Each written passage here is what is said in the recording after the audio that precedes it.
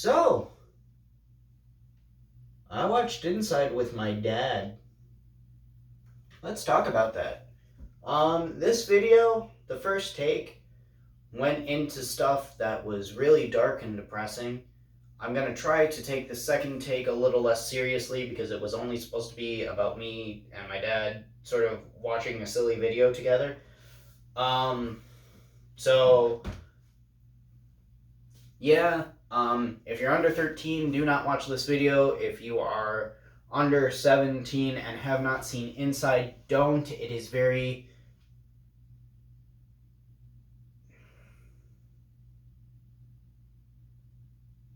I don't know how to describe it. I really don't. If only I was as talented as CJ the X and his flawless explanations of everything. He is the one true thing I discover art by. Well, him and a Twitter artist who I found out today likes fat people, but that's not something I will judge. I don't have the room to. We all like weird stuff, or we're asexual. I fall into that second camp. Or you're vanilla as all hell, and that's just depressing.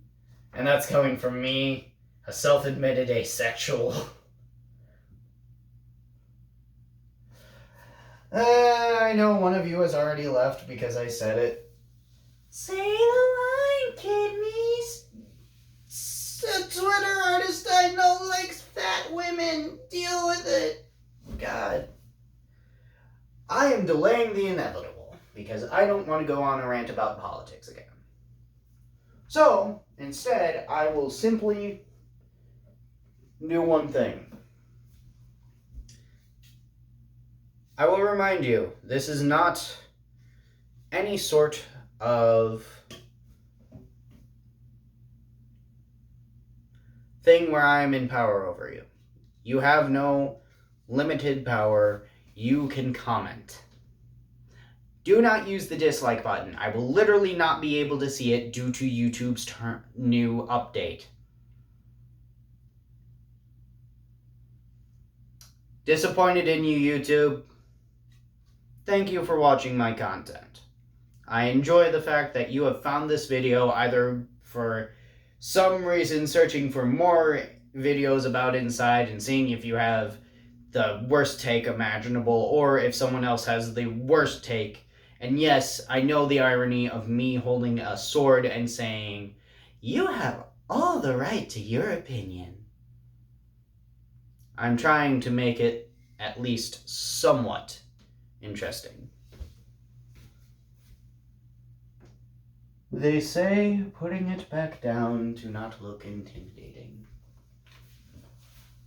But obviously, there's a disconnect between Generation Z and Gen X. And that is what I perceived during this whole thing. My father really liked the comedy songs. He's a huger fan of Weird Al and Monty Python, so that explains it. During comedy and content, obviously, he really liked all of that, yada, yada, yada. You know the drill. I know the drill. We all know the drill. He honestly likes comedic songs. His laughter stayed more with comedy and content, but he said his favorite songs were Bezos One and Shit. Honestly, that doesn't surprise me. The difference between the songs I like and the songs he likes are simple. I like the songs talking about issues and being open with them. He likes the songs that make him feel good and laugh. I personally like Goodbye. He didn't like it as much. I personally like All Eyes on Me. It was his least favorite song. He is a conservative in the sense that family values community and that sort of thing. You work hard to make yourself comfortable and make sure that your family is comfortable, and you teach your kids how to be independent people while also helping them along the way if they ask for it. And even sometimes if they don't, you can give your opinion. And I understand that. It's one of the things that has been lost with modern politics. We put a meme into the White House, and I'm not going to say which president that is. Because whether you're conservative, liberal, any of that, an image came into your mind. I can't tell you who it is, but you know. You agreed with me right there. Or you disagreed. Okay, disagree then. I'm not here to judge your opinion, I'm here to tell you mine. And my opinion is inside good. Wow, revolutionary, why are you talking about it? Because my take is also that if you watch this with your parents and you are of the Gen Z or millennial variety of people, if they are Gen X, they'll like it and get it more, but if they're a boomer, they might not. This is a special that I'd watch with my dad, not my grandma.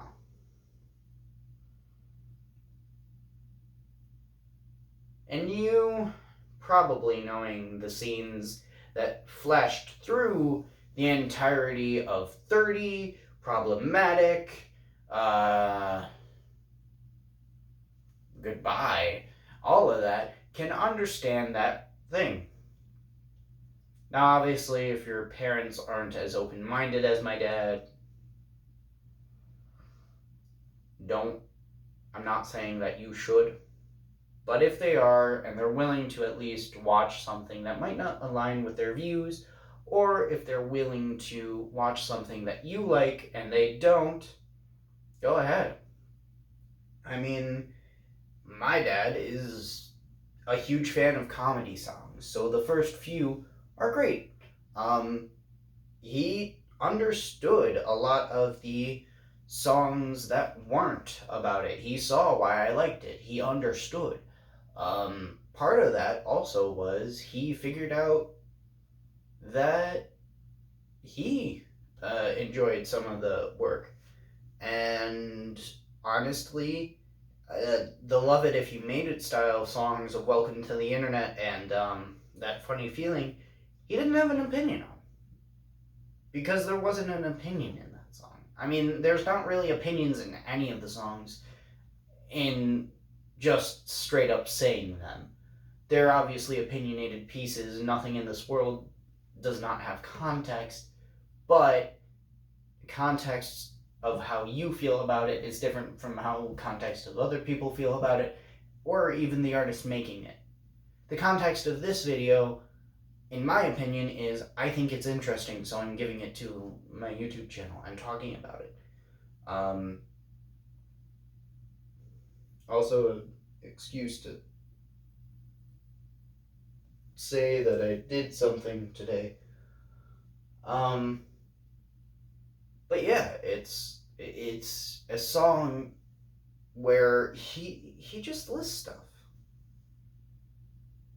Yeah, there was some comedy in it in my dad's eyes. There was some laughter. He enjoyed That Funny Feeling a bit more than Welcome to the Internet.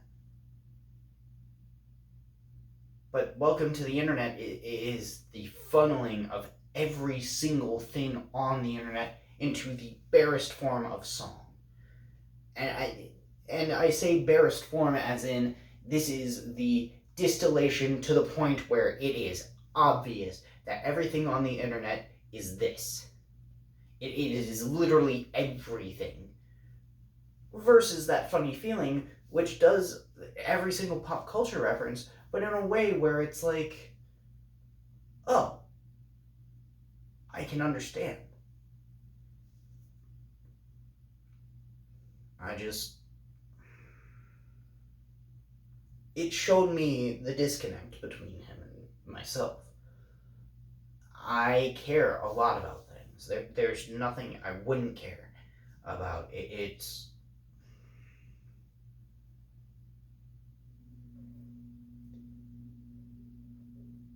It's saying that your caring helps, but at the same time, my dad cares about stuff. He's one of the most honest and genuine people I've ever met. His emotions don't rule him, but he takes them into account. I know he wouldn't like Ben Shapiro because it's not valuable to say facts don't care about your feelings to dad, because even if that's right, feelings are important still. Sometimes feelings have to trump facts. And I think by basically letting him root through one of my music playlists, by showing him inside, was a soul search, basically. He doesn't read. He's not an artistic person. He doesn't like the fact that I crochet. He doesn't like that I'm a bit more childish. He likes video games, don't get me wrong, but he doesn't like toys and knickknacks. But he's at least understanding enough to get that I am just there. I'm me, I am not him.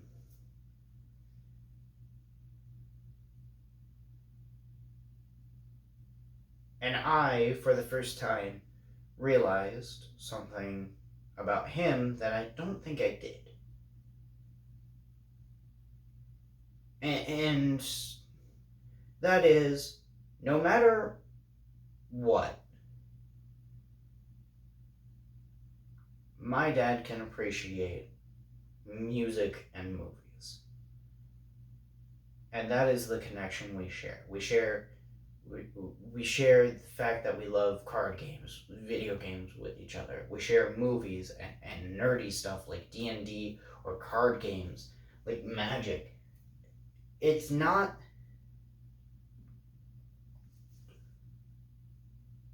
it's just not helpful to say, well, so what in this house? Unless it's a non-issue. Um, in this house, we have genuine long-form conversation, and that gives us not only the fact that we have the conversation, but the raw data that Burnham has constantly been saying we need to give to even start the conversation has been given between Dad and myself. I don't have a solution. He doesn't have a solution. Our reductory internet status is not going to change overnight because some idiot in his bedroom with knickknacks on his shelf and a hope to reach people who doesn't even make good comedy. None of that's gonna change the world in one night.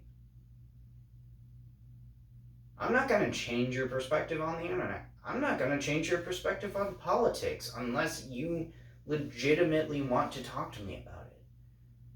And that's why I say don't use the dislike button. Put it in the comments. What can I do better? Because even though that still drives up engagement with my video, it's more constructive than just leaving a dislike.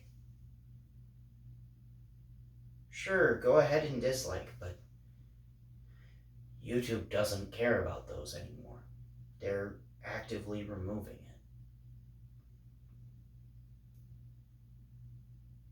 On top of that, it's reductionary. it is the Instagram and Twitter approach. Don't give the people the choice to dislike. Or if you do, don't make it look like they affect anything.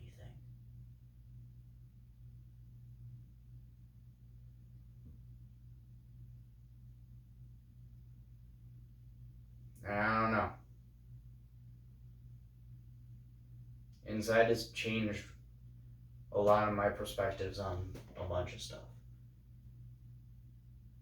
I mean, look at all this. This could be seen as corporate shilling over here. Just the fact that I have stuff on here and make it seen. But at the same time,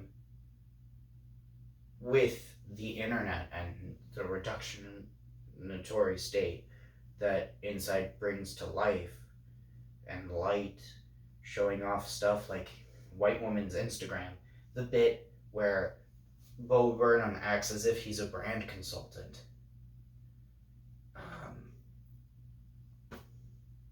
The bit where he's on his floor in a depressive state saying, hey, maybe we shouldn't have done the internet and made it so that it was gambling techniques for children.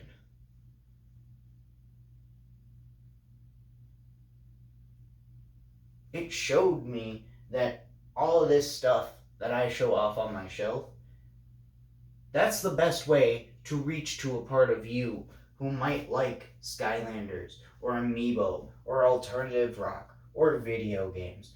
Or I don't know why I have my safe up here.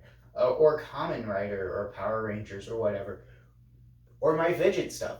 Or my plenty of dice made for D&D and Magic and having this mech card showing that I value card game history, and the fact that it's a car might intrigue you, some of you people. It is showing that I care about stuff. I care about something.